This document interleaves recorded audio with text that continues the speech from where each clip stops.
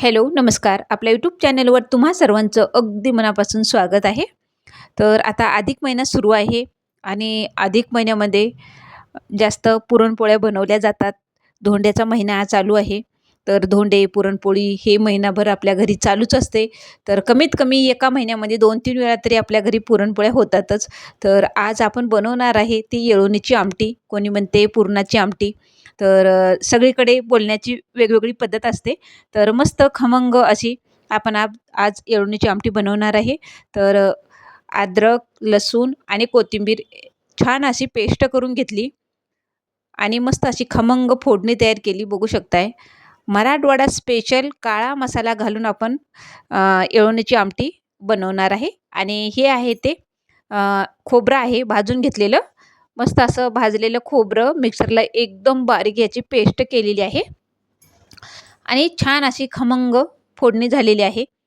ज्याची त्याची वेगवेगळी पद्धत असते येळवणीची आमटी बनवण्याची, पण ही पद्धत तुम्ही नक्की करून बघा.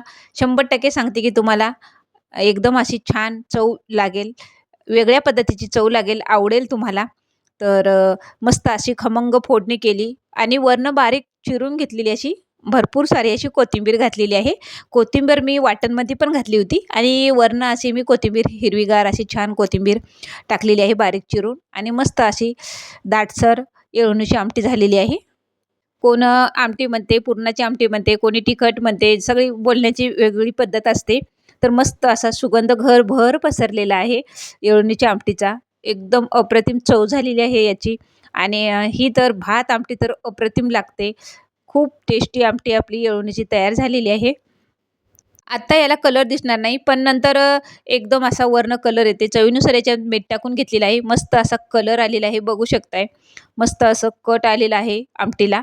तर आता आमटी पण झालेली आहे आणि त्याच दिवशी मी पुरणाच्या दिवशी चपातीसोबत मुलांना खाण्यासाठी बटाट्याची पिवळी भाजी बनवलेली आहे आणि सगळ्यांनाच माहिती आहे आपली बटाट्याची पिवळी भाजी कशी बनवतात. तरी पण मी तुम्हाला नवशिकाऊ मुलींना दाखवते. तर 2 पळी तेल घेतलेलं आहे. मोहरी छान जिरं, मोहरी छान अशी तडतडली की लगेच आपल्याला याच्यामध्ये कांदा घालायचा आहे. कांदा थोडंसं मऊ झाला की याच्यामध्ये लगेच आपल्याला हिरवी मिरची घ्यायची आहे. तर हिरवी मिरची मी जास्तच घेतलेली आहे. तर आमच्या इथे जास्तच तिखट आवडते म्हणून मी जास्तच घेतलेली आहे. तुम्ही तुमच्या आवडीनुसार तिखट घालू शकताय.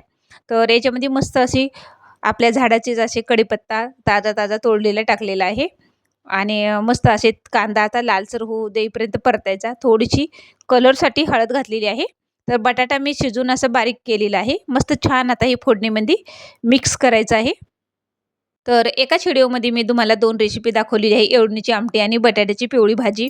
तर एकदम टेस्टी अशी बटाट्याची पिवळी भाजी बघू शकताय. लहान मुलांना आवडणारी अशी पिवळी बटाट्याची भाजी आपली तयार झालेली आहे. तर पुरणपोळ्या पण आता बनवलेल्याच आहेत आणि सगळा स्वयंपाक झालेला आहे आता. अधिक महिन्यामध्ये जास्त बनवणारा स्वयंपाक पुरणपोळीचा. तर मस्त छान अशी बटाट्याची भाजी पण आता झालेली आहे आपली. आता वरनं मी हिरवीगार अशी बारीक चिरून घेतलेली कोथिंबीर घातलेली आहे.